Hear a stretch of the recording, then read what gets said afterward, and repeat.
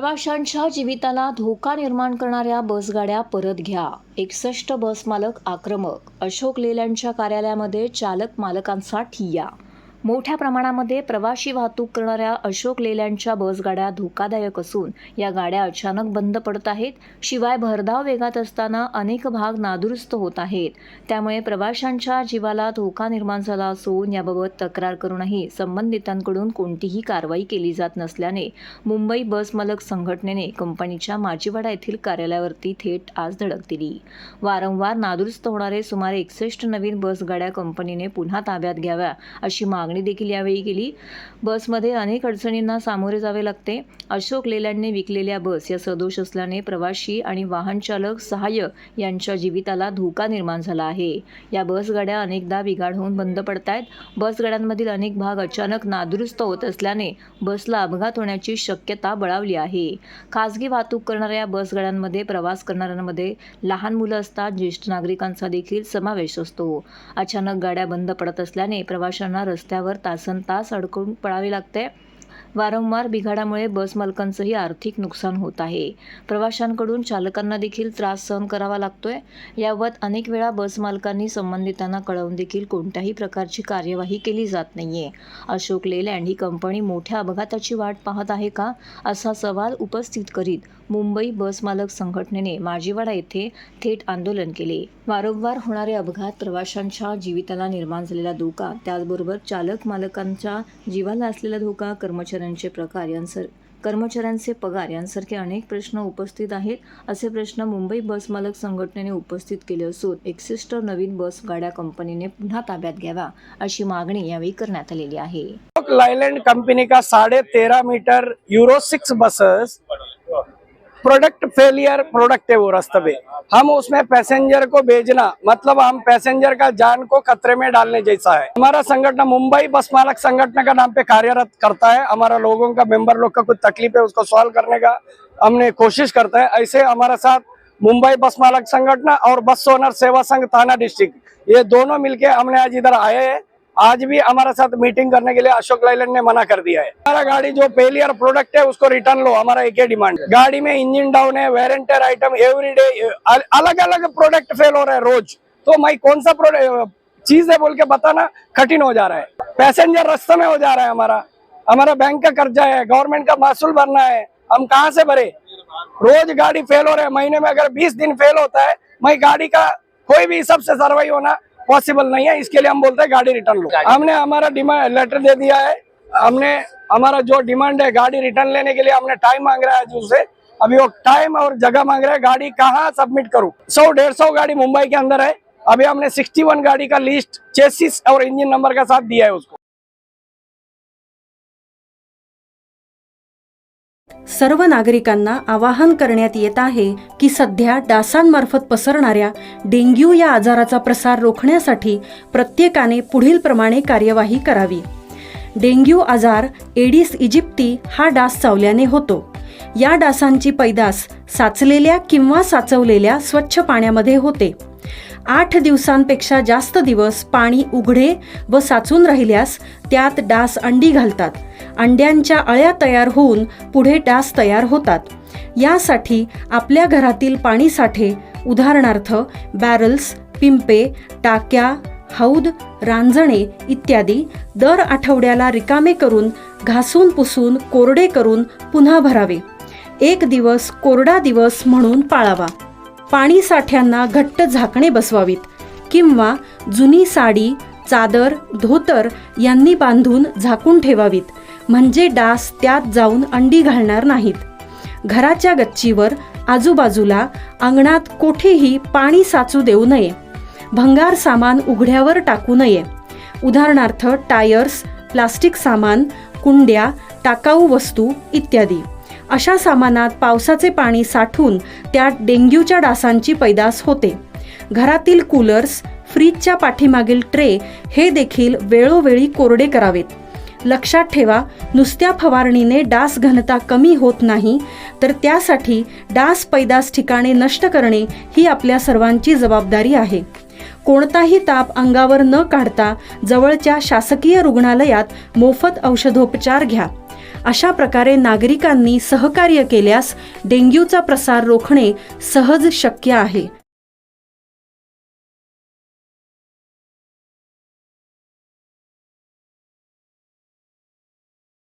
घोडबंदर उड्डाणपुलाच्या दुरुस्ती कामांना 2 दिवसात सुरुवात. रात्रीच्या वेळेत कामे करण्यात येणार असली तरी कोंडीची शक्यता.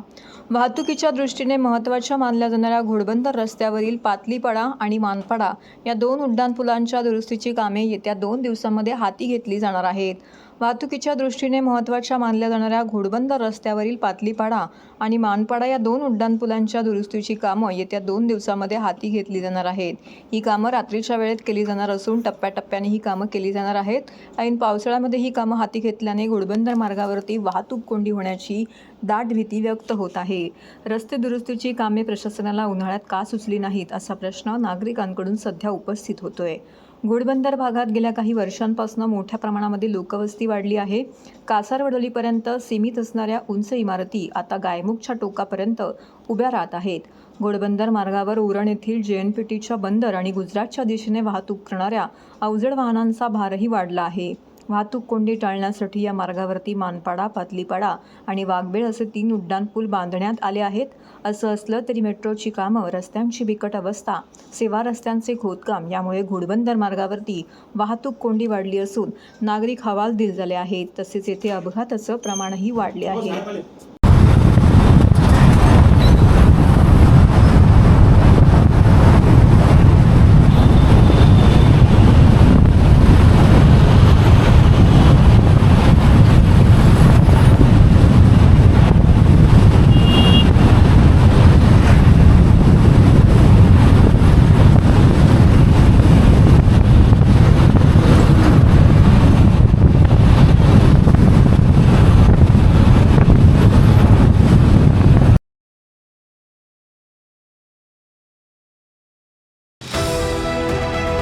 TJSB सौर शक्ती कर्ज.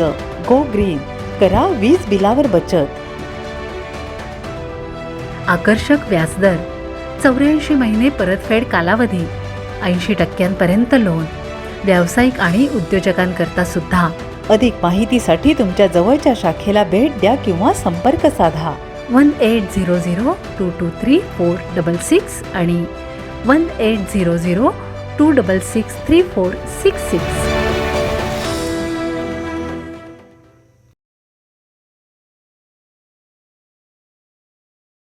पालक सचिवांनी घेतला खड्डे, धोकादायक इमारती, होर्डिंग, नालेसफाई, आरोग्य सुविधांचा आढावा. पावसाळ्यात दुर्घटना घडू नये यासाठी दक्ष राहावे. पालक सचिव सुजाता सैनिक. पावसाळ्याच्या पार्श्वभूमीवरती ठाणे जिल्ह्याच्या पालक सचिव तथा अप्पर मुख्य सचिव सुजाता सैनिक यांनी जिल्हा प्रशासनातील अधिकाऱ्यांची बैठक घेऊन मान्सूनपूर्व कामांचा तसेच पावसाळ्याच्या कालावधीत करण्यात येणाऱ्या उपाययोजनांचा आढावा घेतला. यंदाच्या पावसाळ्यामध्ये ठाणे जिल्ह्यात एकही दुर्घटना घडू नये यासाठी सर्व यंत्रणांनी काळजी घ्यावी. तसे ठाणे जिल्हा राज्यात स्वच्छ व हरित व्हावा यासाठी प्रत्येक विभागाने सहभागी होऊन प्रयत्न करावे असे निर्देश श्रीमती सैनिक यांनी यावेळी दिले आहेत. अप्पर मुख्य सचिव श्रीमती सैनिक यांनी आज जिल्हाधिकारी कार्यालयामध्ये जिल्ह्यातील महसूल, आरोग्य, पोलीस यांसह इतर विभागांच्या अधिकाऱ्यांची बैठक घेतली. यावेळी जिल्हाधिकारी अशोक शिंगारे, ठाणे महानगरपालिका आयुक्त सौरभ राव, कल्याण डोंबिवली महापालिका आयुक्त इंदुराणी जाखड, मीरा भाईंदर महापालिका आयुक्त संजय काटकर यांसह इतर विभागांचे अधिकारी येथे उपस्थित होते. ठाणे जिल्हा प्रशासन व स्थानिक स्वराज्य संस्थांनी केलेल्या मान्सूनपूर्व तयारीचा श्रीमती सैनिक यांनी आढावा घेतला. यावेळी रस्त्यावरील खड्डे, धोकादायक इमारती, होर्डिंग, नालेसफाई, आरोग्य सुविधा यांची माहिती घेऊन श्रीमती सैनिक म्हणाल्या की जिल्ह्यातील होर्डिंगचा आढावा घेऊन धोकादायक नियमानुसार नसलेली होर्डिंग तातडीने काढून टाकण्याची कार्यवाही करावी. विशेषतः रेल्वे मार्गालगत रस्त्यालगतच्या होर्डिंगवर विशेष लक्ष ठेवण्यात यावे. सर्व स्थानिक स्वराज्य संस्था व प्रशासनाने धोकादायक इमारतींची माहिती गोळा करून अशा इमारतींमधील रहिवाशांना तात्पुरत्या निवासस्थळी हलवून ती इमारत तातडीने रिकामी करावी. नालेसफाई करताना सुरक्षिततेची काळजी घ्यावी असं देखील यावेळी सांगण्यात आले. मुंब्रा, कौसा, आंबेडकरपाडा, डोंगर भागात अल्पवयीन मुलाच्या खुनाचा मुंब्रा पोलिसांनी केला 24 तासामध्ये उलगडा. आरोपी गजाळ केला. मुंब्रा पोलीस स्टेशनची विशेष कामगिरी. मुंब्रा पोलीस स्टेशनमध्ये नोंदवण्यात आलेल्या गुन्ह्याप्रमाणे फिर्यादी नामे बिज उल्लादीन मंसुरी याचं वय 55 वर्ष असून देवरीपाडा श्रीलंका कौसा मुंब्रा जिल्हा ठाणे यांनी मुंब्रा पोलीस ठाण्यामध्ये तक्रार दिली होती की अल्पवयीन मुलगा नामे मेहताब बिजाउल्लद्दीन मंसुरी याचं वय 15 वर्ष असून हा देवरीपाडा श्रीलंका कौसा मुंब्रा जिल्हा ठाणे याला कोणीतरी अज्ञात इसमाने कोणत्यातरी कारणाने पळवून नेले म्हणून अशा तक्रारीवरून मुंब्रा पोलीस स्टेशनमध्ये गुन्हा नोंदवण्यात आला होता. 336 प्रमाणे दाखल करून तपास याचा सुरू करण्यात आला होता. सदर गुन्ह्याचा तपास हा सहपोलीस निरीक्षक संपत चव्हाण हे करत असताना गुप्त बातमीदारामार्फत मिळालेल्या माहितीनुसार अपहरण झालेला मुलगा नामे मेहताब मंसुरी याची बॉडी आंबेडकरपाडा पानेरीपाडा डोंगराच्या झाडाझुडपात बांबूच्या झाडाच्या बाजूला कुजलेल्या स्थितीमध्ये संशयास्पद मिळून आली. यावेळी सहाय्यक पोलीस आयुक्त कोळेकर तसेच मुंब्रा पोलीस स्टेशनचे अधिकारी अंमलदार यांनी घटनास्थळ येथे पोहोचून तपास सुरू करून मयत मुलाचे प्रेत पोस्टमॉर्टम व पुढील तपासासाठी छत्रपती शिवाजी महाराज हॉस्पिटलमध्ये पाठवले होते. नमूद मुलगा अल्पवयीन असल्याने गुन्ह्याचे गांभीर्य लक्षात घेऊन अप्पर पोलीस आयुक्त विनायक देशमुख, सुभाष बुरसे, पोलीस उपायुक्त परिमंडळ 1 ठाणे शहर व सहपोलीस आरक्षक कोळेकर कळवा विभाग यांनी मुंब्रा पोलीस स्टेशनचे वरिष्ठ पोलीस निरीक्षक संजय दवणे, पोलीस निरीक्षक RB पाचोरकर तसेच पोलीस निरीक्षकांच्या मार्गदर्शनाखाली व त्यांच्या टीमसोबत घटनेची गोपनीयता माहिती काढण्याबाबत मार्गदर्शन केले. मुंब्रा पोलीस स्टेशनच्या तपास पथकाने गोपनीय साक्षीदार व बातमीदार तसेच परिसरातील CCTV फुटेजचे विश्लेषण करून कौशल्यपूर्ण तपास करून यातील संशयित फैज सुलतान मालिम 23 वर्षाच्या इसमाला कौसा मुंब्रा येथून ताब्यात घेतले. त्याच्याकडे सखोल चौकशी केली असता मानवी कौशल्याचा वापर करून त्याने गुन्ह्याची कबुली दिली. अल्पवयीन मयत मुलगा मेहताब बिजाउद्दीन मंसुरी हा मुंब्र्यातील रहिवासी असून फिरण्यासाठी आंबेडकरपाडा कौसा मुंब्रा येथे डोंगरामध्ये त्याला घेऊन गेला. तिथे संशयित नामे फैज सुलतान मालिम याची नशा करत असताना मेहताब याने पाहिल्यावरती त्याने तुझे आई वडील यांना नाव सांगतो असं बोलण्याने त्यास राग येऊन त्याने अल्पवयीन मयत मुलगा मेहताब बिजाउद्दीन मंसुरी याला बेशुद्ध करून त्याला डोंगरामध्ये नेऊन त्याच्या डोक्यामध्ये दगड घालून त्याला जीवे ठार मारल्याचा धक्कादायक प्रकार या तपासामध्ये समोर आलेला आहे. दाऊदचा भाऊ इक्बाल कासगर याची निर्दोष सुटका. कुख्यात गुंड दाऊद इब्राहिम याचा भाऊ इक्बाल कासगर याची ठाणे जिल्हा न्यायालयाने खंडणी प्रकरणी निर्दोष सुटका केली आहे. कुख्यात गुंड दाऊद इब्राहिम याचा भाऊ इक्बाल कासकर याची ठाणे न्यायालयाने खंडणी प्रकरणी निर्दोष सुटका केली आहे. मुंबईतील बांधकाम व्यावसायिकाकडून 3 कोटी रुपयांची खंडणी वसूल केल्याचा आरोप त्याच्यावरती होता. मुंबईतील एका बांधकाम व्यावसायिकाने 2015 मध्ये बोरिवलीतील गोराई येथे 38 एकरची जमीन घेतली होती. या संदर्भात जमीन मालक आणि व्यावसायिकांमध्ये करार झाला. मात्र काही कारणास्तव बांधकाम व्यावसायिकाला हा करार पूर्ण करता आला नव्हता. या कालावधीत जमीन मालकाने बांधकाम व्यावसायिकांकडे आणखी पैशाची मागणी केली. जमिनीचा भाव वधारल्याने जमीन मालकाने पैशाचा तगादा लावला. मात्र हा करार रद्द करताना 2 कोटी रुपये दिल्याचे सांगत बांधकाम व्यावसायिकाने आणखी पैसे देण्यास नकार दिला. शेवटी हा वाद जमिनीचा करार करणाऱ्या रिअल इस्टेट एजंटपर्यंत पोहोचला. रिअल इस्टेट एजंटने या प्रकरणामध्ये इक्बाल कासगरची मदत घेतल्याचा आरोप होता.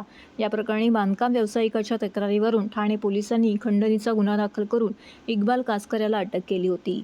त्यानंतर त्याची रवानगी कारागृहात करण्यात आली होती. या प्रकरणी अंतिम सुनावणी ठाणे न्यायालयाचे न्यायाधीश अमित शेट्टे यांच्यासमोर झाली. कासकर यांच्यावर केलेल्या आरोपाचे सबळ पुरावे पोलीस न्यायालयात सादर करू शकले नाहीत. साक्षी पुराव्याच्या अभावी न्यायालयाने त्यांची निर्दोष मुक्तता केली आहे, अशी माहिती कासकर यांचे वकील पुनीत माहीमकर यांनी दिली आहे.